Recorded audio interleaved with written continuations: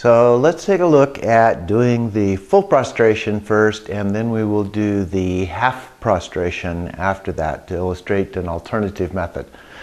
So we begin with the full prostration.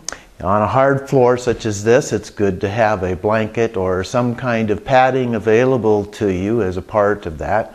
And then we stand with our hands together like this. I take refuge in the Buddha, the Dharma, and the Sangha most excellent in order to enable all sentient beings to attain enlightenment. Again. I take refuge in the Buddha, the Dharma, and the Sangha most excellent in order to enable all sentient beings to attain enlightenment.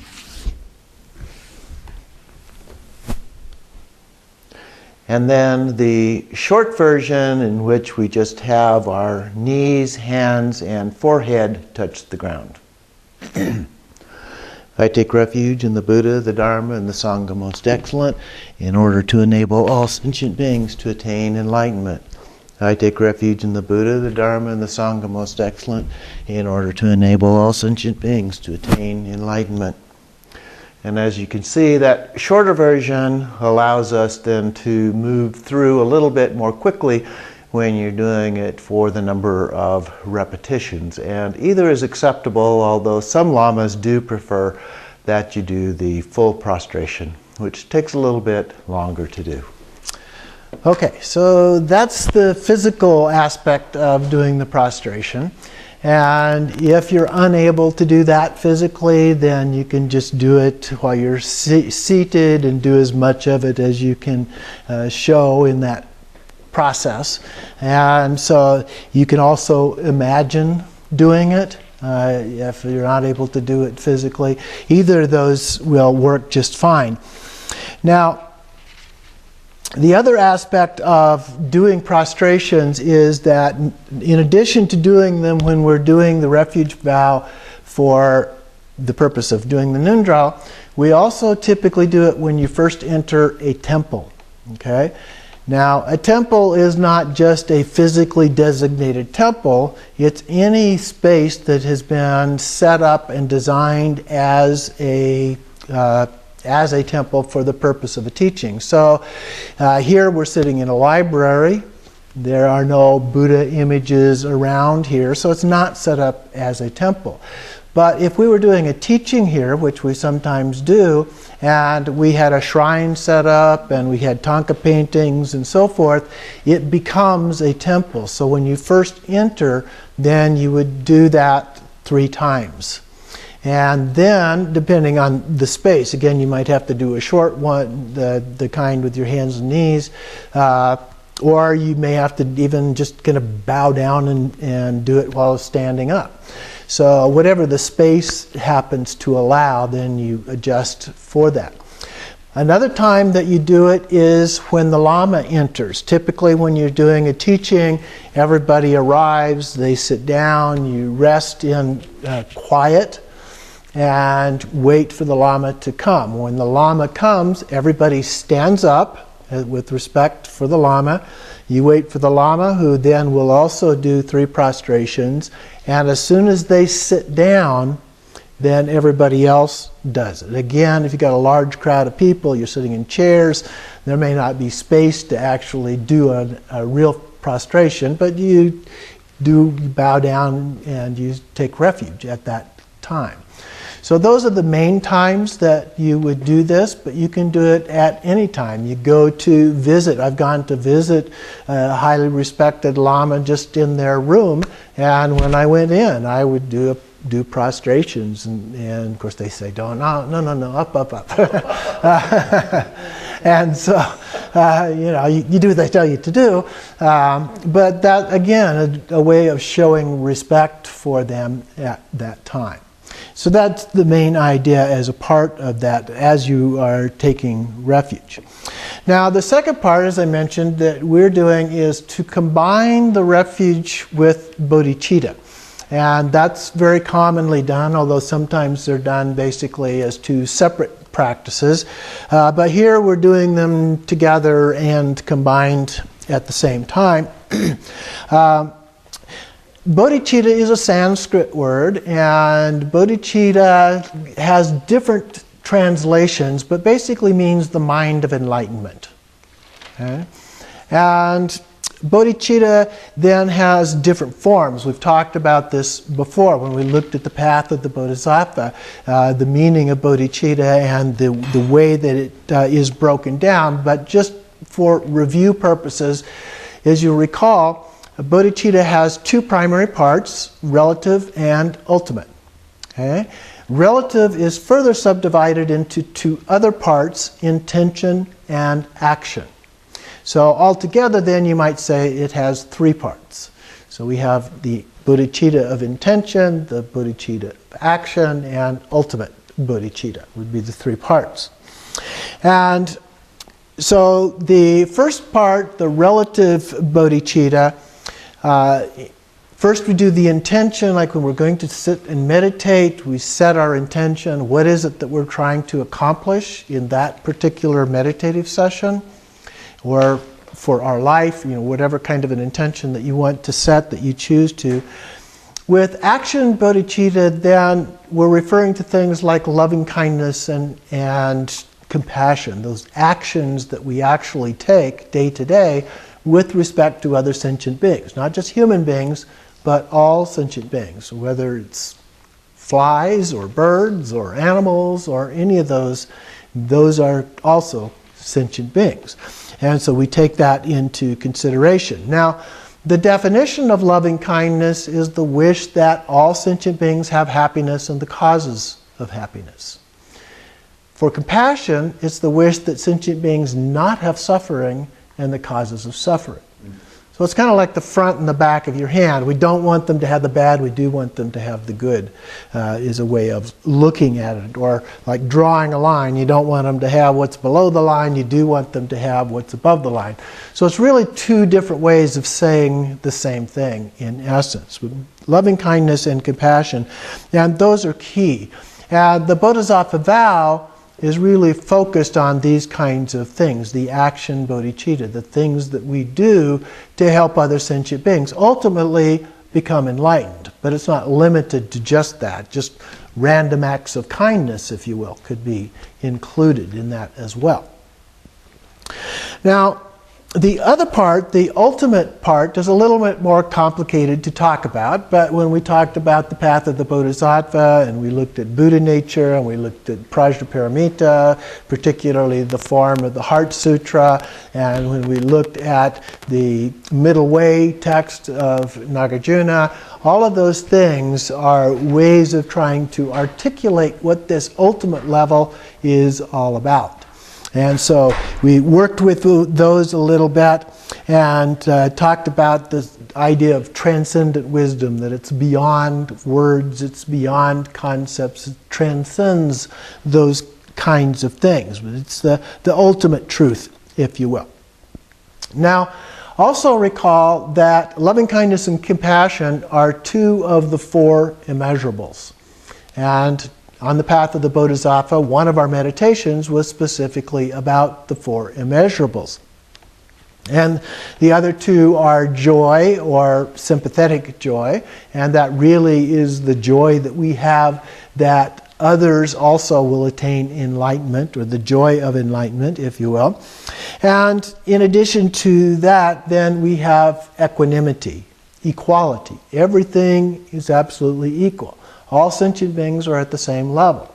We don't like certain sentient beings and dislike other sentient beings. We have this equal approach to everybody, no matter who they are, no matter what they've done to us, for us, against us, and so forth. All of those things are viewed as the same. So we treat everybody the same, regardless of their status, even our enemies. Okay? So we do that. It's a little bit like what Jesus says in the Bible when he talks about loving God, loving each other, loving others, even loving our enemies. It's a very difficult standard to actually live up to. When people have been mean to us, it's very hard to think, okay, I really do love you. So those are the kind of things that are challenges in actually applying these concepts. It doesn't necessarily mean that it is a really easy path. So, as I mentioned, some traditions combine these into a single practice, as we'll see and what we're going to do. And whether they do 100,000 of these repetitions, or whether they do a year of these repetitions, or whether we do 3 days of these repetitions and then do them on a daily basis, they're all ways of achieving the same thing. They are preliminary in terms of preparing us for more advanced practices, and they are also preliminary in terms of showing our commitment to the path of Buddhism, particularly the path of Tantra in this way. For our purposes, we will go ahead and do each of these as we go through for a week, with our focus on them for a week, doing them at least twice a day, 3 times if you can each day. Or in the longer term, if you're following on a little bit slower method, if you do them just once a day, if you can do them over a period of 3 weeks, is okay too. So now what we want to do is look at the text again. So we're looking at the Natural Liberation text and what he has to say, Bhavasambhava has to say about these practices. So beginning on page 62, if you want to follow along, says, going for outer, inner, and secret refuge. So we're doing all 3 levels here. So I bow and take refuge in the spiritual mentors who constantly bear in mind the limitless sentient beings of the 3 realms and the 6 states of existence. And the 3 realms are referring to the lower 3 realms, the animal, the hungry ghost, and the hell realms. And the 6 states of existence would be the 6 realms there. And then the past, the future, past, present, and future, I bow and take refuge in the Buddhas. So there's the first one. The blessed Sugatas, which are the fully enlightened Buddhas. Of the 10 directions, the 10 directions are the 4 cardinal directions, the intermediate directions, as well as up and down. And the 4 times being past, present, future, and also the time beyond time, as we often refer to in Dzogchen. Time beyond time, is that future beyond time? No, past beyond time? it's neither. Not this, not that, not any of those. It's just beyond the concept of time. Okay, and then the foremost among people endowed with the signs and symbols of spiritual awakening, whose enlightened deeds are inexhaustible and as vast as space.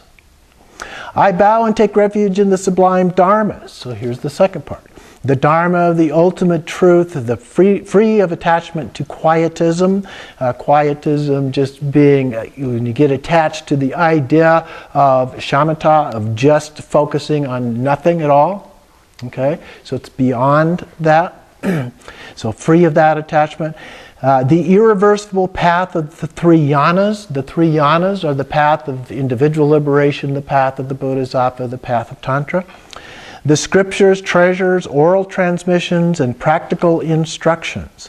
I bow and take refuge in the sanghas. Now we mentioned the different levels of sangha before.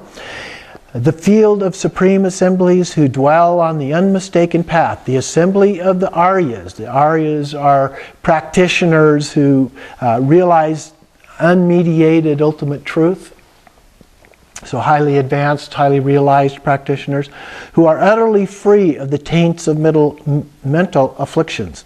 The Bodhisattvas, Shravakas and Pratyekya Buddhas. The Shravakas that translates as hearers, that refers to the monks and nuns in the tradition.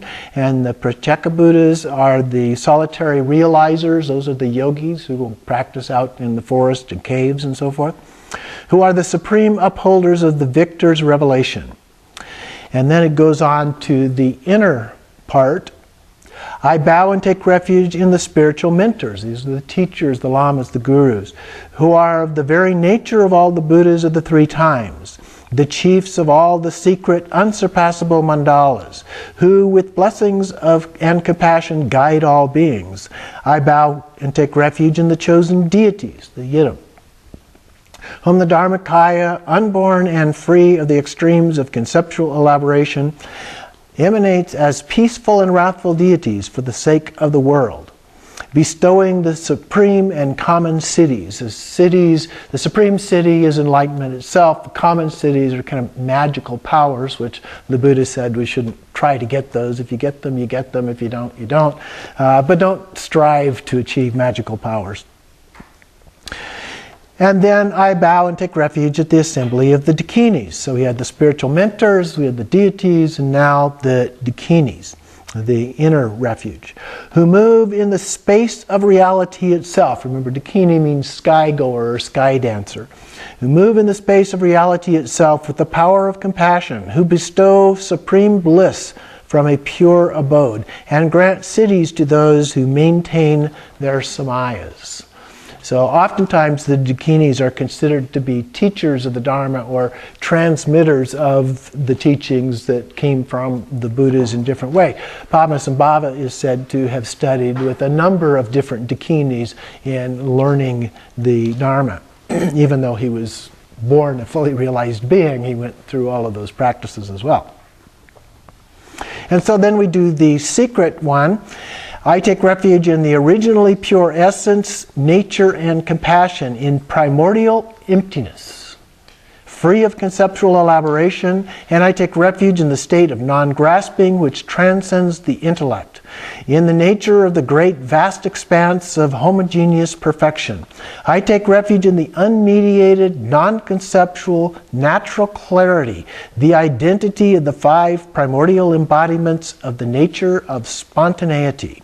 In the Vajra strand, these references here in these next 2 lines are references to the practice within Dzogchen called Togao, the more advanced practice usually. Usually it's Trekcho and then Togao, although there are some people that teach those in reverse order.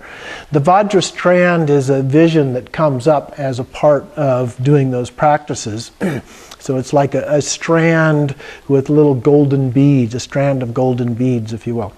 So in the Vajra strand of the clear light of my own awareness, in the mandala of the bindu of clear and empty absolute reality and awareness, I take refuge in the unceasing, naturally creative power of the omniscient, compassionate one.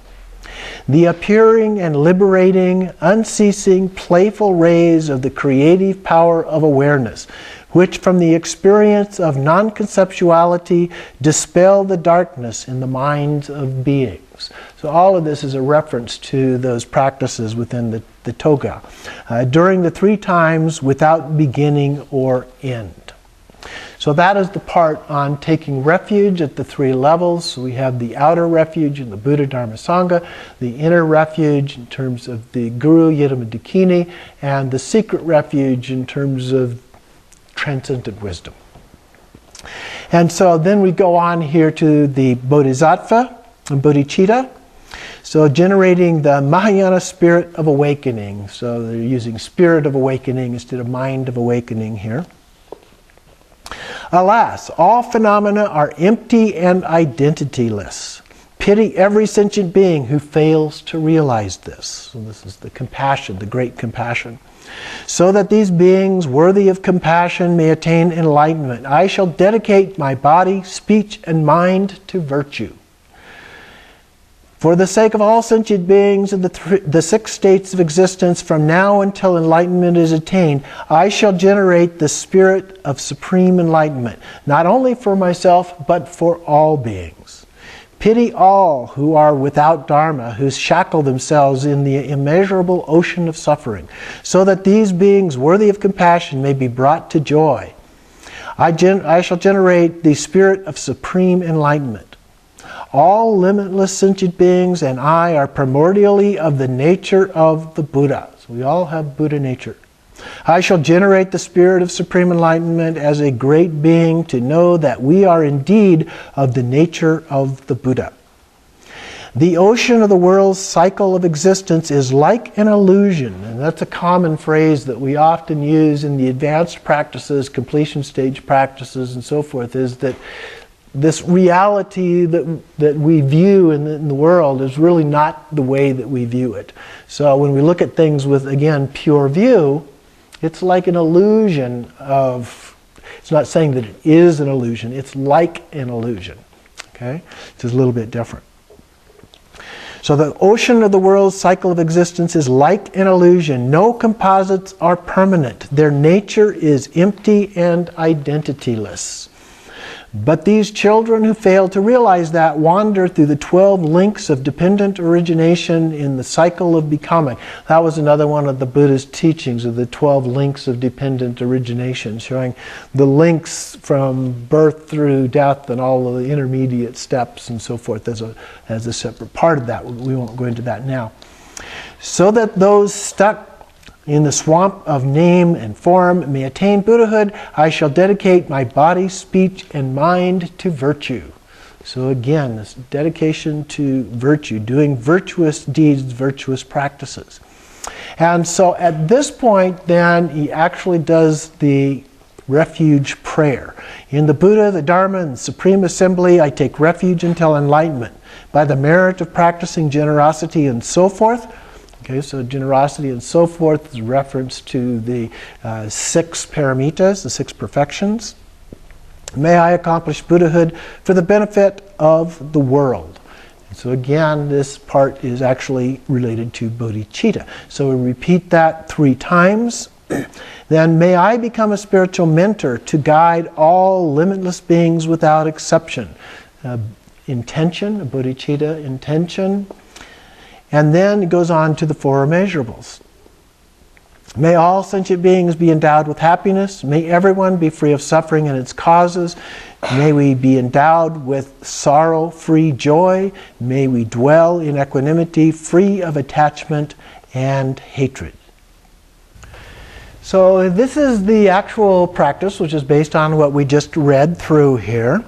And again, it notes to practice twice daily for a week, which is what we will try to follow here. Or if you're doing it a little bit more slowly, if you do it once a day, to do it over a period of 3 weeks.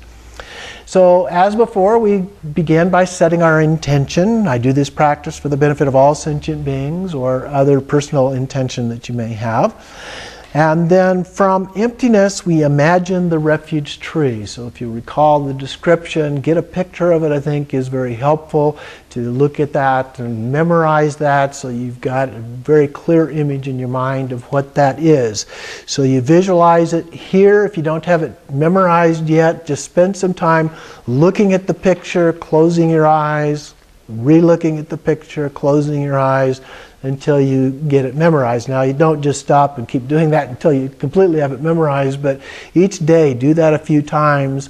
Do it in between practices over and over again until you get a really clear image of the refuge tree, so that it becomes automatic. You say, I take a refuge, the first thing that comes to mind is the refuge tree. Okay?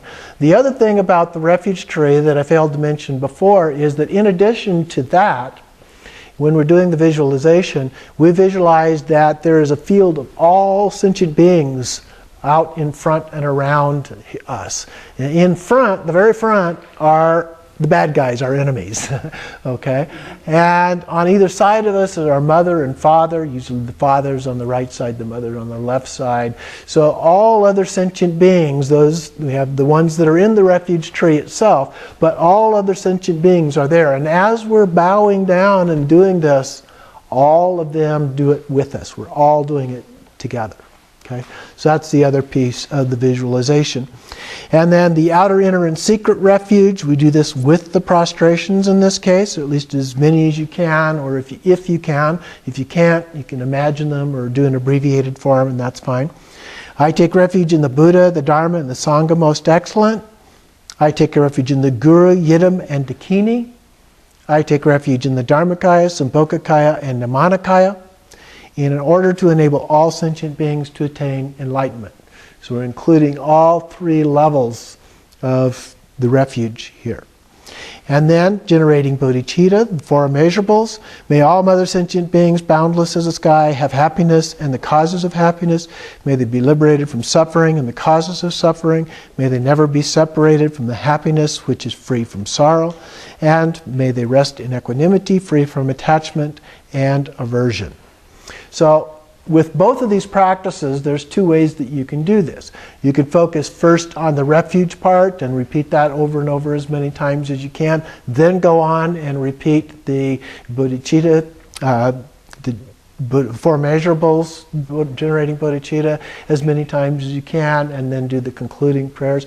Or you can do the refuge 3 times, do the four measurables 3 times, then go back to the beginning, and go through complete sets of them over and over again. Either way works, whatever works best for you.